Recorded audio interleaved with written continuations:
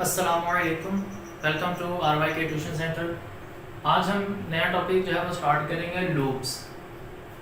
C plus plus के अंदर जो है वो लूप्स मेन जो है वो तीन तरह की होती हैं। सबसे पहले लूप्स देखते हैं कि है क्या।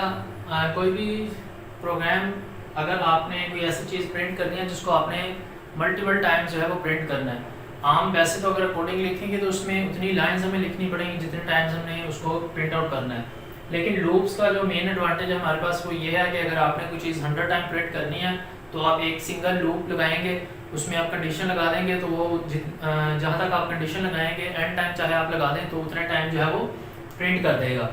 बजाय इसके कि आप उसको 100 टाइम सी आउट के थ्रू लिखें और प्रिंट करें, टाइम लूप्स के थ्रू जो है वो टाइम भी बच जाता है और हमारा जो कोड है वो भी रिड्यूस हो जाता है काफ़ी हद तक। तो C++ के अंदर हमारे पास जो है वो मेन तीन तरह की लूप्स होती हैं। सबसे पहले नंबर पे होती है व्हाइल लूप, दूसरे नंबर पे होती है डू व्हाइल लूप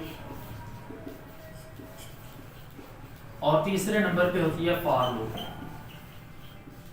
कोई भी एक प्रोग्राम आप जो है वो इन तीनों लूप्स के थ्रू कर सकते हैं। सपोज अगर आपने कोई भी नंबर 1 से लेकर 100 तक जो है वो प्रिंट करना है तो आप व्हाइल लूप के थ्रू भी कर सकते हैं, डू व्हाइल लूप के थ्रू भी कर सकते हैं और फॉर लूप के थ्रू भी कर सकते हैं। तो आप वन बाय वन इनको देखते हैं। व्हाइल लूप, इन तीनों को सबसे पहले व्हाइल लूप को देखते हैं कि ये क्या है।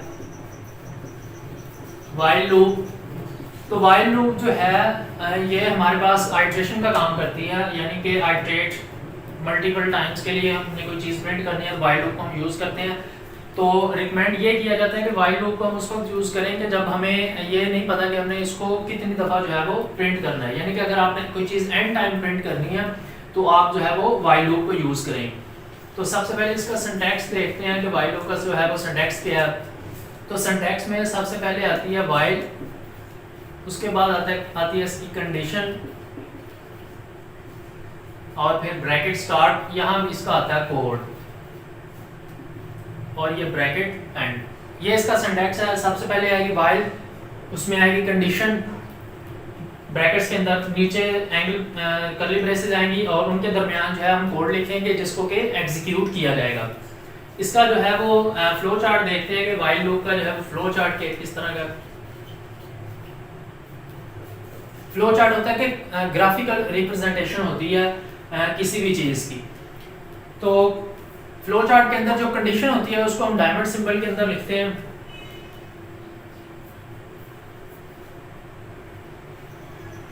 यहाँ पे आएगी कंडीशन। अगर जो है वो कंडीशन हुई ट्रू, कंडीशन ट्रू हुई तो यहाँ पे जो है वो क्या आएगी, स्टेटमेंट जिसने एग्जीक्यूट होना है। कंडीशन चेक होगी, कंडीशन अगर ट्रू हुई तो स्टेटमेंट एग्जीक्यूट होगी। जब स्टेटमेंट एग्जीक्यूट हो गई तो दोबारा जो है वो कंडीशन चेक होगी। अगर ट्रू होती है तो दोबारा कंडीशन चेक होगी, तो फिर अगर ट्रू हुई तो फिर स्टेटमेंट, फिर कंडीशन दोबारा चेक होगी, ट्रू हुई तो स्टेटमेंट एग्जीक्यूट जो होगी यहाँ पे।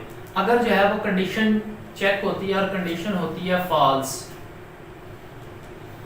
तो प्रोग्राम जो है वो क्या होगा यहाँ पे, टर्मिनेट।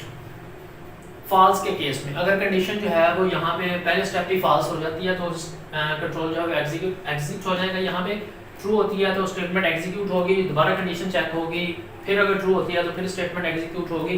तो ये प्रोसेस जो है वो चलता रहेगा। कब तक चलता रहेगा, जब तक कि जो गिवन कंडीशन है वो हमारे पास ट्रू होती है।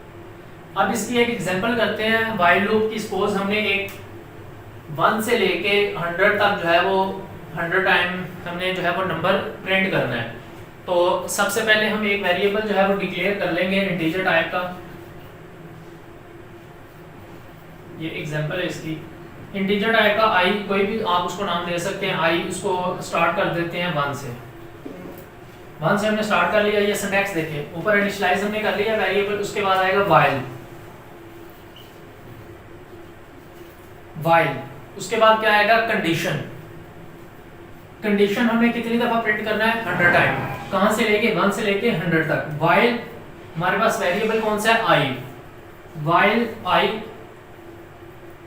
स्टार्ट हो रहा है 1 से, कहां तक जाना है 100 तक, तो कंडीशन क्या लगाएंगे, while i less than equal to 100,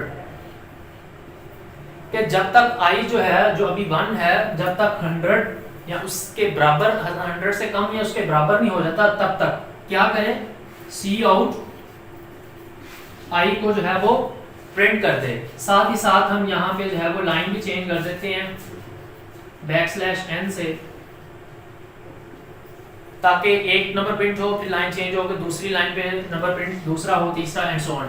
अब यहाँ पे नंबर हमने प्रिंट करवा लिया, अब हमने इसमें इंक्रीमेंट करना है, यानी कि i प्लस प्लस, और उसके बाद जो है, अब बेशक यहाँ पे ब्रैकेट लगा लें और ये ब्रैकेट यहाँ पे क्लोज।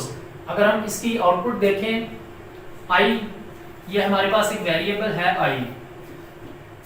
i में इस वक्त क्या वैल्यू है 1, यहाँ पे कंडीशन चेक होगी कि 1, i में क्या इस वक्त वैल्यू है 1 less than equal to 100, condition true होगी तो क्या चीज होगी, जो स्टेटमेंट होगी वो एग्जीक्यूट होगी, ये स्टेटमेंट है। तो i में इस वक्त क्या पड़ा है 1, तो 1 जो है वो यहाँ पे प्रिंट होगा।